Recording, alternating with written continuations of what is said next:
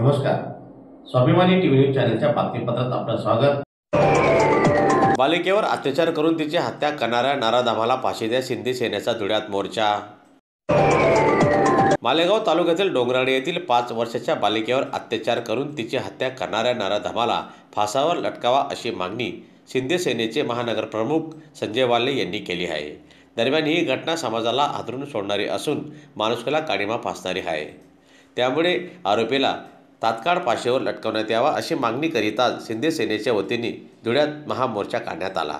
दरम्यान यावेळी मोर्चा काढून धुळे जिल्हाधिकाऱ्यांना त्या संदर्भातले निवेदन सादर करण्यात आले।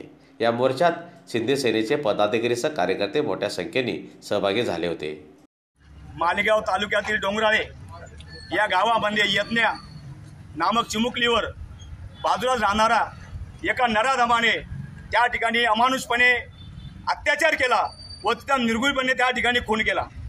ही जी घटना घडली आहे ही संपूर्ण मानव जातीला काळीमा फासणारी त्या ठिकाणी घटना घडलेली आहे। प्रत्येकाच्या घरामध्ये लहान लहान चिमुकल्या असत्या, आज आपल्या घरामध्ये देखील लहान चिमुकली असते।